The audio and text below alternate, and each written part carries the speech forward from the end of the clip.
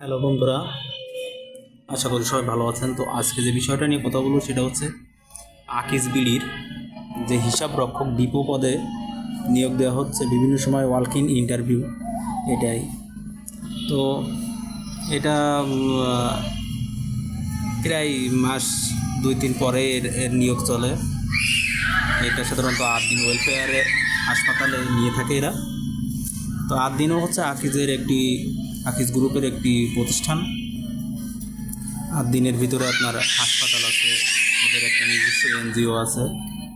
হ্যাঁ, যাই হোক, তো আমাদের মেন বিষয় হচ্ছে আকিজের হিসাব রক্ষক পদ। তো এইখানে আপনারা কিছু পরীক্ষা নেবে।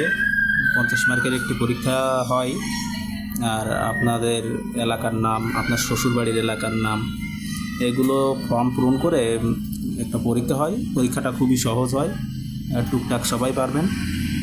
কিন্তু পরীক্ষার সাথে সাথে সেদিন একই সাথে ভাইবাও নেওয়া হয়। তো ভাইবার জন্য আপনারা কি করবেন? ভাইবার জন্য হিসাব বিজ্ঞানের কিছু বেসিক প্রশ্ন আছে। এই বেসিক প্রশ্নগুলো আপনাদের পড়তে হবে। বেসিক প্রশ্নগুলো পড়লে আপনারা বুঝতে পারবেন যে আসলে হিসাব রক্ষক পদে বুঝতে পারবেন বলতে বেসিক প্রশ্নগুলো পড়লেই আপনারা সব পারবেন। যেমন আপনার হিসাব চক্র, হ্যাঁ, হিসাব বিজ্ঞানের নীতি, হিসাব বিজ্ঞানের জনক, তারপরে আপনার হিসাব সমীকরণ। এই প্রশ্নগুলোই সাধারণত ঘুরিয়ে ফিরিয়ে জিজ্ঞেস করুন। এই 4টে প্রশ্ন আপনি যদি পারেন তাইলেই হচ্ছে। তো এই প্রশ্নগুলো দেখবেন। আর আকিজের হিসাব রক্ষকের মেন সমস্যা হচ্ছে এদের এদের কোনো ইনসেন্টিভ নাই, বেতন মেন হচ্ছে বেতন বাড়ে না। আপনি দেখা যাচ্ছে 19,000 20,000 টাকা নিয়োগপত্রে লেখা, সেইটাই অনেকে 5 বছর হয়ে গেছে চাকরি করতেছে, 1 টাকাও বাড়ি নেই। তো এইটা খুবই হতাশাজনক।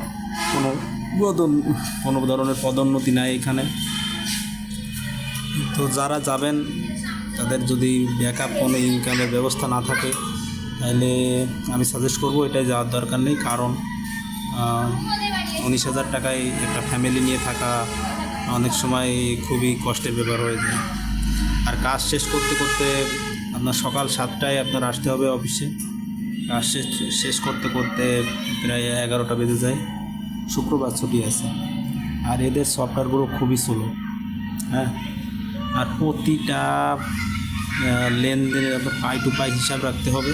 এটা সব জায়গায় রাখা লাগে, কিন্তু এইখানে একটু বেশি নিয়মকানুন করা। আর আপনার এটা শুধু আপনার হিসাব রক্ষক যে আপনি আছেন সেইটা না, এর সাথে আপনার স্টোর কিপারের দায়িত্ব পালন করতে হবে। তো স্টোরের হিসাবও রাখতে হবে। সেলস ইন সেলস আউট এগুলোরও হিসাব রাখতে হবে। তো সব মিলে কাজটা খুব একটা জটিলও না, কঠিনও না, কিন্তু অনেক সময় দিতে হয়, এটাই আছে সমস্যা। তো ফ্যামিলি নিয়ে থাকা খুব একটা সমস্যা হয়ে যায়। কারণ আপনি সকাল 7টায় অফিস, আবার রাত 11টায় যাবেন, সেক্ষেত্রে একটু সমস্যা হয়। আচ্ছা, ধন্যবাদ সবাইকে, ভালো থাকবেন।